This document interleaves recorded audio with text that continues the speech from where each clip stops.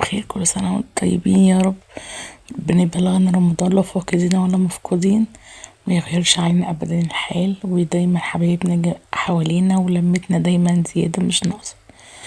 بس بقى النهاردة بقى هنعلق زينة رمضان. كل سنة وانتم طيبين. خلاص احنا جاهزين نفسيا ومعنويا وكل حاجة، جسمانيا، كلنا كل حاجة فينا جاهزة لرمضان بجد.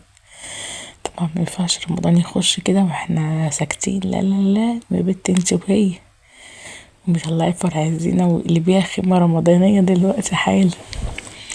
بصوا، دي عادة عليا من ساعة ما اتجوزت، ربنا يا رب ما يقطع لي عادة ان انا كل سنة اعمل كده. بغير بقى في الزينة، برميها واجيب كده، بس انا كل سنة لازم اعلق الشقة كلها والشباك. يعني بص، مبيهدريش بال غير لما احس ان هو خلاص بقى فراشة، مش بقى زينة رمضان، بقيت فراشة والله. معرفش، بحس ان لما بعمل كده بحس برمضان بقى واللمة سوري يا جماعة، بس بجد لو معملتش كده بحس ان هو عادي بقى. وكمان يعني قرين ما شاء الله بدأت تكبر شوية، فبقيت عارفة بقى في اي حد معلق زينة تقول يا ماما رمضان يا ماما رمضان، فلا ده لازم اعلق ونص كمان. بصوا بقى، انا كل الحاجات دي مشتريها السنة دي، لان انا قعدت من ساعة ما اتجوزت اشتريت، ويبقى عندي كل سنة اجيب واحد اتنين بس مش بكتر. فانا مرضيتش اصور الحاجات دي في مشتريات وكده، قلت ملوش لازمة يعني.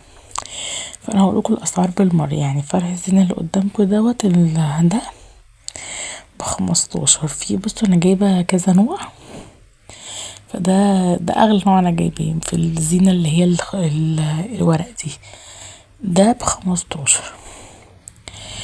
ده جبت منه 3 لان انا عندي ريسبشن كبير، فهو خد ال3. بصوا شايفين وشي بس في الكاميرا على طول خدتش بالي حتى كنت عملت لكم باي باي. كل سنه وانتم طيبين. بصوا بسجل لكم الفيديو دوت النهارده النهارده التلات الساعه 5 الفجر، الساعه 3 كده و4 ل10، 4 الا ربع، كان في زي صوت قنبله كده بتفرقع والارض بتتهز بينا.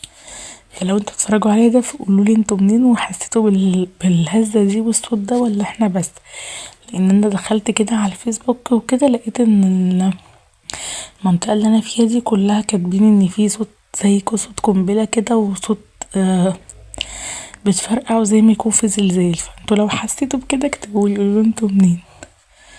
انا هنا من دار السلام، بس انا حسيت بكده، فانتوا قولولي انتوا منين، وده عندكم ولا عندي بس. بصوا بقى اللي انا بعلقه ده بقى، ده ب10. مش بقولكوا انا جايبه كذا نوع، يعني ده ب10. تقولي ايه ده في وش الباب على طول جايبه ب10 ليه؟ اقولكوا معرفش، هي طبت في دماغي بقى كده ان انا مجيبش كله نوع واحد، لا اجيب كذا نوع كذا سعر يعني. فده ب10. طبعا انا قست الاول وجبت على قد ما انا عايزه. يعني مثلا دي خدت 2، واحد كده واحد كده، محبتش اعمل زي التانية اللي هي 7 و8 دي، خليتها دي علامة اكس، فنغير بقى منها. شفتوا يا جماعة اسعار اليميش؟ يا نهار ابيض، انا اللي هنزلكوا فيديو مشتريات يعني يا بكره يبعت بالكتير. انا مجبتش يميش بصراحة، الدنيا غالية اوي اوي اوي. هو البلح اللي جبته والجوز هند والزبيب. مش عايزة احرقلكوا الفيديو، بس بجد الاسعار مولعة. ايه ده؟ بصوا بقى هنا كده. طبعا انتوا شوفوا في الاول فيديو كانوا احباب والله قاعدين جنبي، فهتلاقوا بص لزقت واحدة هنا وانا مشوفتهاش.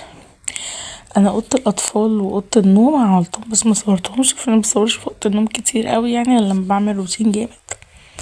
انما اوضه الاطفال للاسف بعد ما صورتها لقيت ان انا الكاميرا التليفون كان عالي قوي، فما جابش ان انا بعمل اي حاجه خالص، كان جايب بس اللمبه. بصوا دي بقى الطرقه بتاعه المطبخ والحمام، هي طرقه صغيره جدا. ده فرع النور ده ب26.5. ده بصراحة كان عندي من السنة اللي فاتت، ده مجبتهوش، بس هو الراجل اللي بيبيعه السنة دي ب26.5.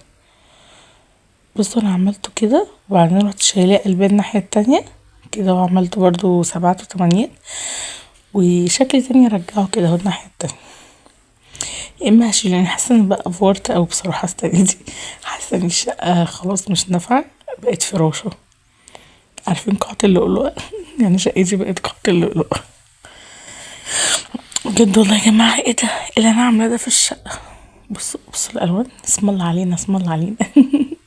بس انتوا طيبين يا جماعة والله، دي بجد فرحة رمضان والله العظيم. ان انا يمكن قارين السنة دي ما شاء الله عليها كبيرة وفاهمة، فهي السنة دي بقى حاسة ان احنا بنعلق وبنعمل حاجات. ادم لسه مش حاسس بحاجة كويس، وحاسس بس ان هو ايه ده، ايه الدوشة دي وايه الانوار دي كلها.